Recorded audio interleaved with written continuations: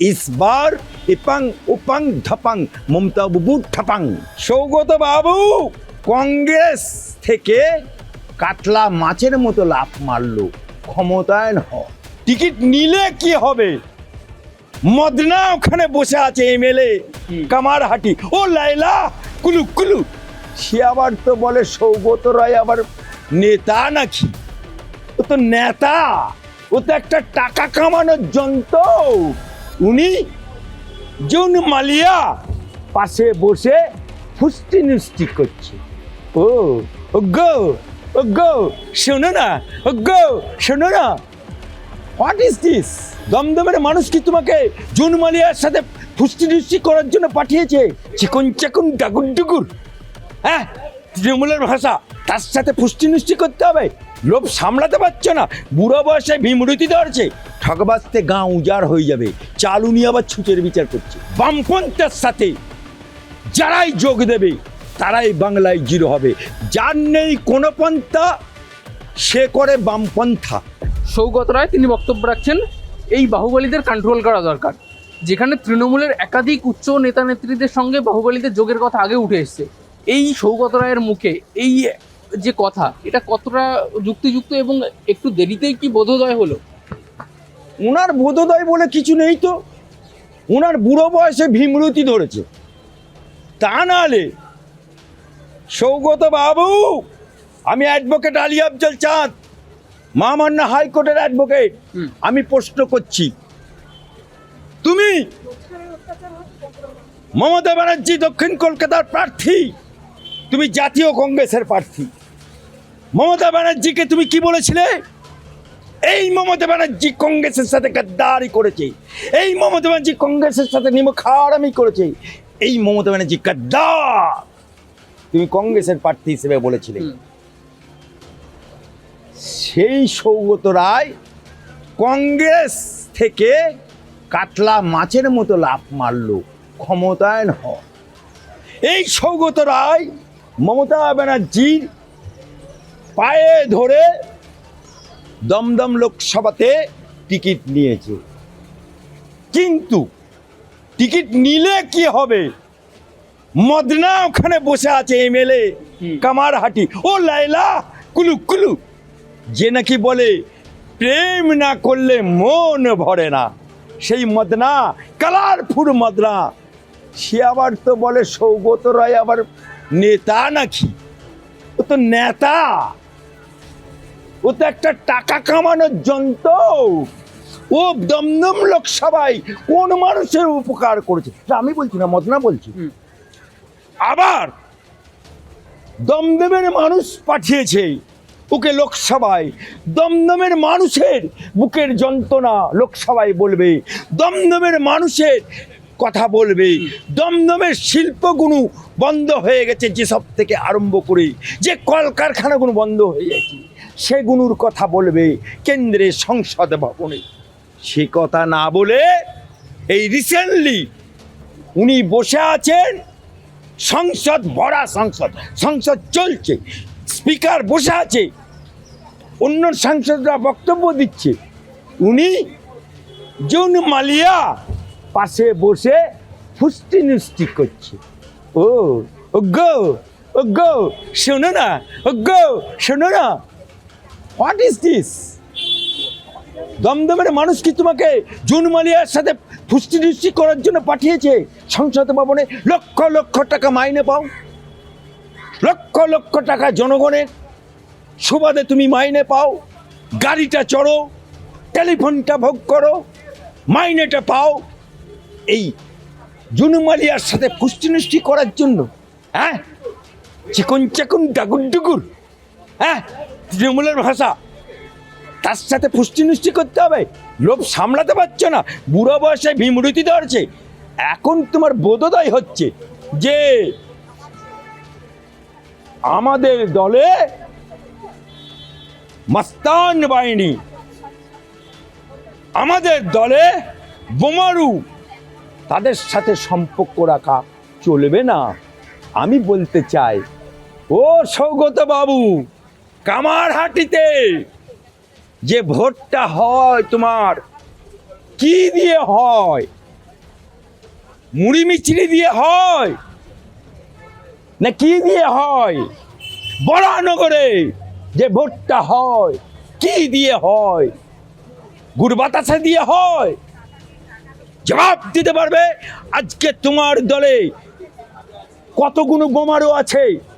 সওগাত মোল্লা, আমি বলছি না, মমতা ব্যানার্জি বলেছে বোম মারে। আরো যারা আছে যদি নাম বলি তাহলে তো তোমার চক্ষু চড়ক গাছ হয়ে যাবে। আজকে মালদাতে জঙ্গি ধরা পড়ছে ওমর খালিদ, যার বাংলাদেশের সন্ত্রাসবাদীদের সাথে যোগ। তার মা বলছে, চিৎকার করে বলছে, আমরা তৃণমূল করি, আমার ছেলে তৃণমূল করুন। তাহলে এগুলো কি ধোয়া তুলসী পাতা? এগুলো কি ধোয়া তুলসী পাতা? অভিষেক ব্যানার্জি 7 লক্ষ ভোটে জিতে ওখানকার মুসলমানরা বলছে আমরা সেন্ট্রাল ফোর্সকে বার করে দিয়ে ছাপ্পার পর ছাপ্পা মেরেছি। যে মেরেছে সে নিজে বিবৃতি দিচ্ছে মিডিয়ার সামনে অন ক্যামেরা। আজকে মালদারতে গাজলে কপতিকে দাঁড় করিয়ে একজন তৃণমূলী সন্ত্রাসবাদী পঞ্চায়েত সমিতি সে কঞ্চির বাড়ি মারছে প্রকাশ্য দিবালোকে। আজকে সাজান কে সে? আজকে চরম গুড় বাতাসা, যে নাকি ঘড়ি ধরে বলেছিল পুলিশকে 7 মিনিট সময় দিচ্ছি, তা নাহলে ভেঙে চুরমার করে দেবো। এরা কি ধোয়া তুলসী পাতা? আজকে তোমার দলে বালু, সে কি ধোয়া তুলসী পাতা? জেল খাটলো। আজকে তোমার দলের পাশে সুদীপ বন্দ্যোপাধ্যায়, ধোয়া তুলসী পাতা? এমনি জেল খাটলো। মদনা জেল খাটলো, এমনি জেল খাটলো। আজকে শাহজাহান জেল খাটছে, এমনি জেল খাটছে। ঠকবাজতে গাঁ উজাড় হয়ে যাবে। চালু নিয়ে আবার ছুঁচের বিচার করছে। অন্যদিকে স্যার আরেকটা জল্পনা উস্কে আসছে, হুমায়ুন কবির তিনি 7ই মার্চ পর্যন্ত সময় দিয়েছেন বামেদের। এই বাম হুমায়ুন কবিরের জোট নিয়ে আপনি কিভাবে দেখছেন? এটা কি আদৌ তৃণমূলের জন্য ভয়ানক হতে চলেছে? দেখুন, বাম পন্থা যেটা বাজারে এখন বিরিয়ানির হাঁড়ি, তুলি আর বুলি ছাড়া বামেদের আর কিছু নেই। বাংলার মানুষ 35 বছর রাজত্ব করার পর ছেঁড়া ন্যাকড়ার মতো ছুঁড়ে ফেলে দিয়েছে। দুর্গাপূজার প্যান্ডেলে পাশে লাল শালু বিক্রি করে কয়েকজন কমরেড, লেলিল আর আমার হাইকোর্টে কয়েকজন বামপন্থা আছে। বাকি বামপন্থা যার নেই কোনো পন্থা সে করে বামপন্থা, যার নেই কোনো পন্থা সে যোগ দেয় বামপন্থা, যার নেই কোনো পন্থা তার নাম বামপন্থা। আমি এই বামপন্থাদেরকে বলতে চাই, নোট করো কমরেড ভাই, বন্ধুগণ, কমরেড, তোমরা বলেছিলে ইন্দিরা গান্ধী ডাইনি, রাজীব গান্ধী চোর, अरे गली में शोर है, राजीव गांधी चोर है। ডাইনি ইন্দিরা গান্ধীকে একটিও ভোট দেবেন না। কি এমন হলো সেই কংগ্রেসের সাথে জোট করতে হলো?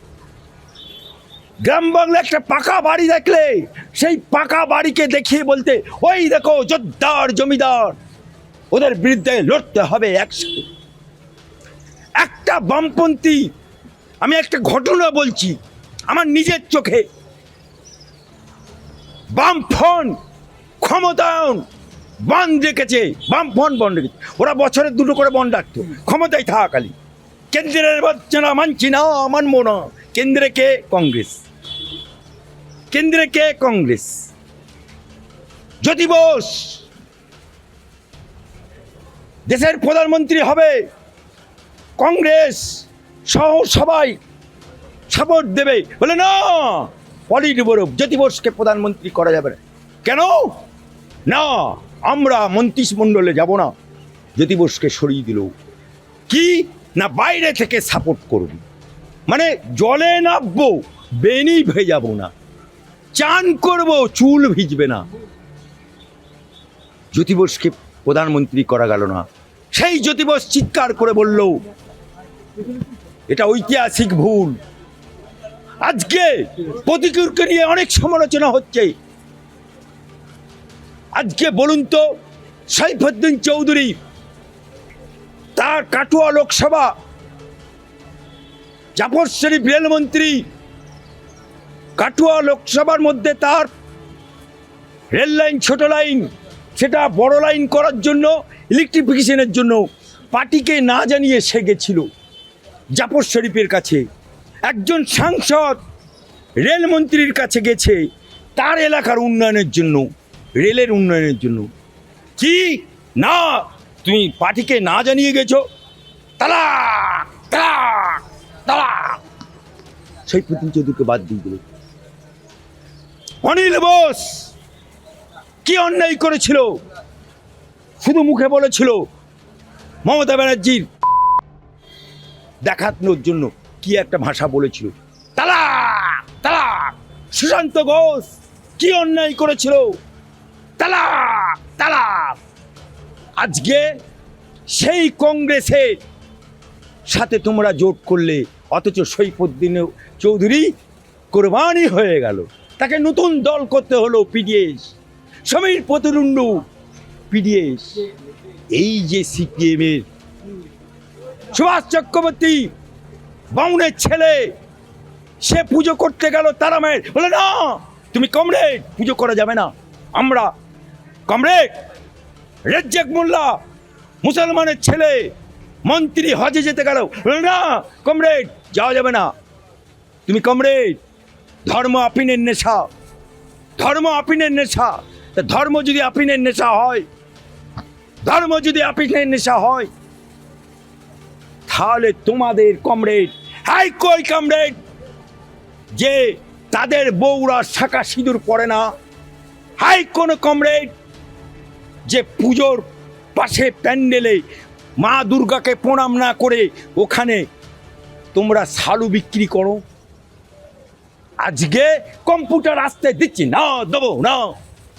আজকে হাই কই কমরেড যে কম্পিউটার ছাড়া চলতে পারে না? কম্পিউটার 10 বছর পিছিয়ে দিল। ইংরেজি তুলে দাও, ইংরেজি তুলে দিল। আজকে বিএ পাশের ছেলেরা ইংরেজিতে দরখাস্ত লিখতে পারে না। বাংলার মেরুদণ্ডটাকে ভেঙে দিয়েছে বাংলা। আজকে সেই কমরেডরা বাংলার বুকে 35 বছর রাজত্ব করেছে। মুসলমানদের ব্রিগেড ভরিয়েছে কে? মুসলমান। শহীদ মিনার ভরিয়েছে কে? মুসলমান। সেই মুসলমানরা যখন সরে গেল, সিপিএম জিরো হয়ে গেল। সেই মুসলমান, ওরা বলে মৌলবাদের বিরুদ্ধে লড়তে হবে একসাথে। কেরলে মৌলবাদের সাথে জোট করে সরকার, মুসলিম লীগের সাথে মৌলবাদের বিরুদ্ধে লড়তে হবে একসাথে। নওশাদ সিদ্দিকী মাথায় টুপি, মুখে দাড়ি, পীরজাদা, মৌলবাদ না? মুখে যেটা বলে কাজে উল্টো করে। প্রতিকূলের বিরুদ্ধে সাসপেন্ড। কোন সা গুনাহ করেছে যে তাকে তালাক দিতে হলো? তালাকের ফল ইঞ্চিতে ইঞ্চিতে বাংলার মানুষ। তাই বামপন্থার সাথে যারাই যোগ দেবে তারাই বাংলায় জিরো হবে। যেমন নওশাদ সিদ্দিকী 21 সালে জোর হয়েছিল, সবাই জিরো হয়ে গেছে। ও এতগুলো 31-32টা সিটে দিয়েও ও এক হয়ে গেছে। সেই একটাও এবারে আর থাকবে না, কারণ বামপন্থা মানে বাংলার মানুষের কাছে এই মুহূর্তে big zero. Mamata Bandyopadhyay, last প্রশ্ন, মমতা বন্দ্যোপাধ্যায় আবার নিজের কেন্দ্রে আজ প্রচারে বেরিয়েছেন, জনসংযোগে বেরিয়েছেন। দেখুন, মুখ্যমন্ত্রী বুঝে নিয়েছে যে কোথাও জিতুক না জিতুক আমার সিটটা ধরে রাখতে হবে। কারণ গত 21 সালে বাংলার মুখ্যমন্ত্রী, বাংলার অগ্নিকন্যা সততার প্রতীক নিয়ে দাঁড়িয়েছিল, শুভেন্দুর কাছে হেরেছিল।